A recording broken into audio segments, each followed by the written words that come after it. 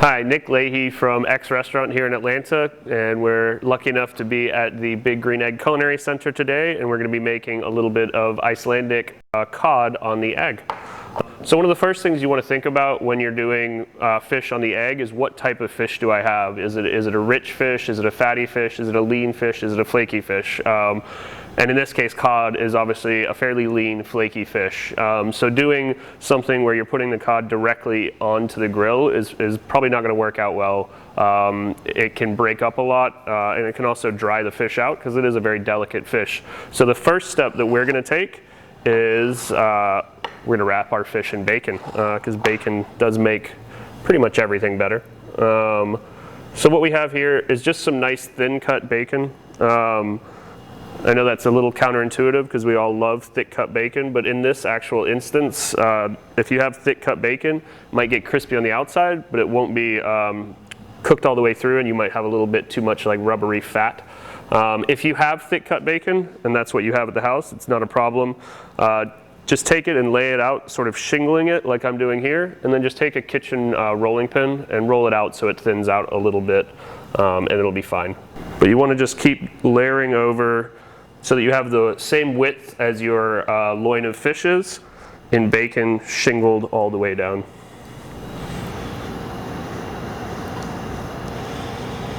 You know, healthy fish cooking, right?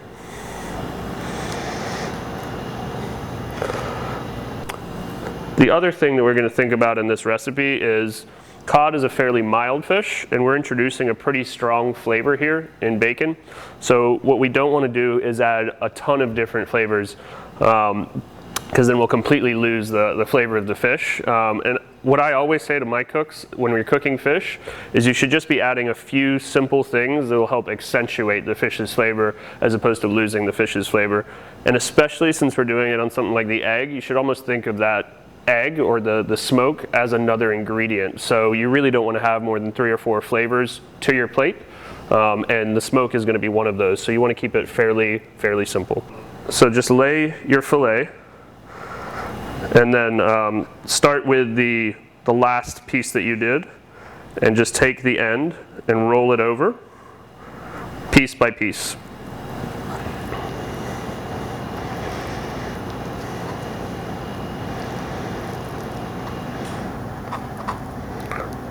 And this is the most important part of the rolling process. You want to really tuck the bacon under. This will help it from shrinking too much when it goes towards the heat, and will make sure that it stays nice and tight. Once you get that first initial wrap over, you can go a little bit quicker through it, and you don't have to take quite as much time. But you can see what I'm saying. Even with the thin bacon here, we have a couple of layers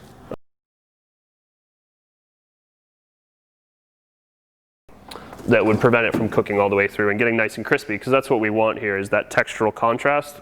For a soft piece of fish like cod, the bacon is not only going to add fat and sort of render down through the fish to keep it really nice and moist, but it's also going to crisp up on the outside so that you'll have your textural contrast, so it always makes the dish more interesting. And then one little extra step that I like to do, just to ensure that the bacon really adheres well to the fish, just take a piece of plastic wrap,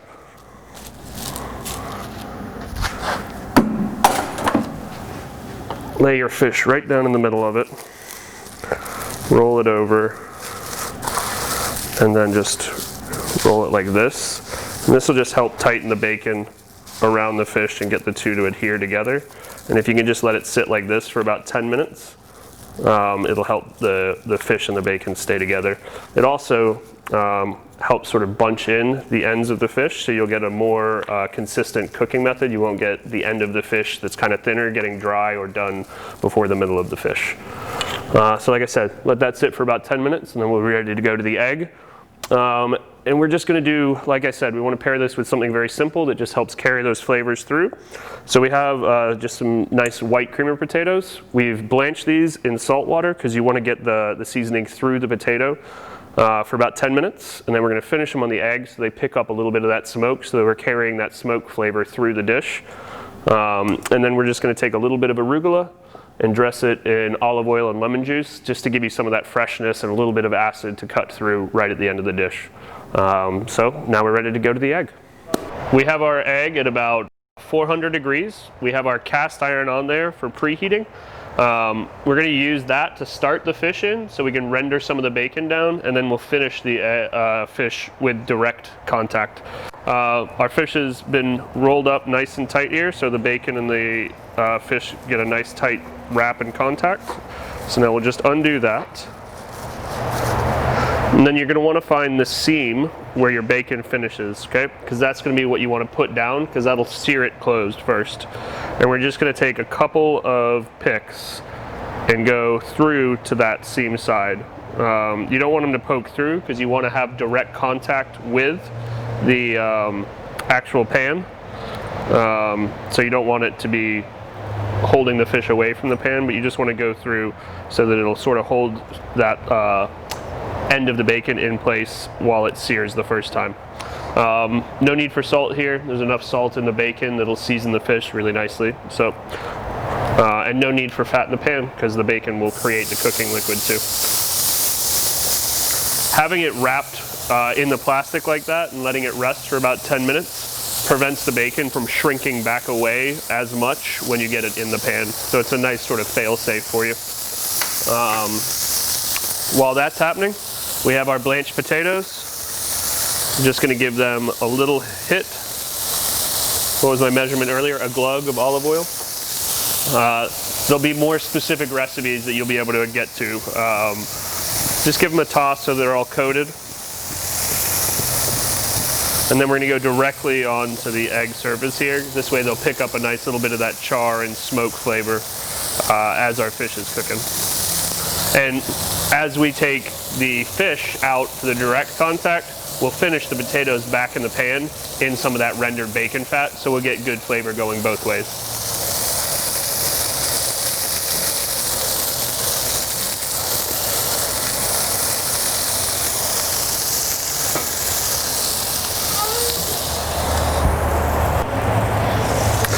All right, so it's been about 5 minutes. We've got the first render of our bacon out.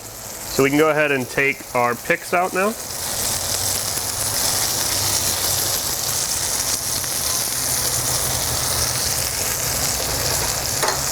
And then we're just gonna turn the fish over so we can start searing the other side. And you can see the bacon really nicely crisped up, stayed together really well from our nice wrap job and everything. And you can also see potatoes are starting to pick up a little bit of char, a little bit of that smoke flavor. It's going to be really nice and sort of tie the whole dish together. So now we're going to close it back, let the other side render out, and then we'll flip the potatoes into the pan with the bacon fat and pull the fish onto the direct heat to finish the dish. All right, so now the second side of our fish has had a chance to render out, get the bacon nice and crispy. So now we're going to do the position swap. So we're going to take the potatoes all into all this rendered bacon fat so that they can brown up in there, finish, pick up a little bit of that flavor. Try not to drop any this time. And then we're going to take the fish out and just finish it with some direct heat. Hopefully a little bit of that bacon will drip down onto the coals, give you a little bit more smoke, nicely flavored smoke, just to finish the fish off with. But you can see our wrap has stayed really nice and true the whole way through. Picking up a little bit of smoke. So we'll just shut this, let the fish finish for about 2 minutes, and then we'll be ready to slice and plate. Okay, so you can see our little bit of bacon that's in direct contact now is giving a nice little bit of finishing smoke here. So now we're ready to go. I'll pull the cast iron off the grill first, and we'll just get our potatoes back into the bowl we had them in with the oil first.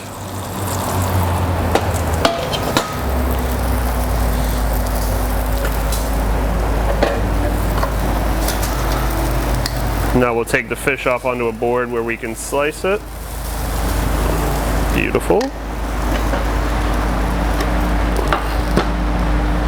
So we're going to let our fish just rest there for a little bit while we slice it. In the meantime, we're going to build our quick little salad. So we have just some really nice baby arugula, gives you a little bit of pepperiness, a little bit of freshness in the dish.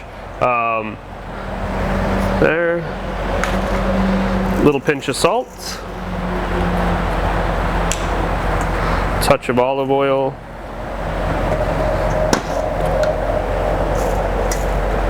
And then we're just going to do the juice and zest of a lemon again. We don't want to add too much flavor into the salad, really. We just want a little bit of brightness in the dish. We have enough flavor with the fish and the bacon. We don't want to get that lost. So, like I said, just adding a little bit of freshness to finish the dish with. Quick little squeeze. And a toss. Okay. And now we can come in and slice our fish into little medallions.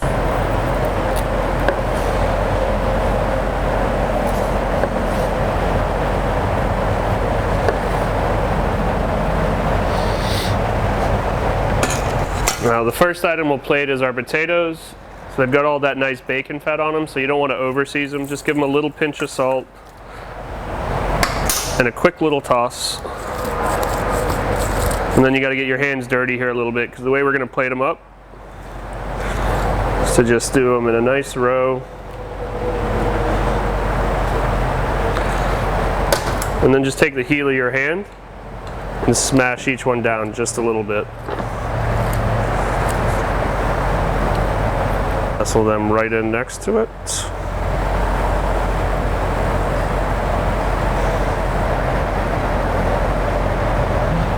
Then just finish with a touch of the salad.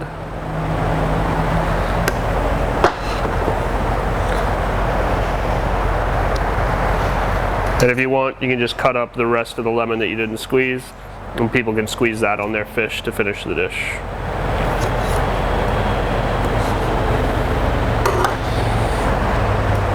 All right, there you have it. Bacon wrapped Icelandic cod with smoked potatoes and a little baby arugula salad.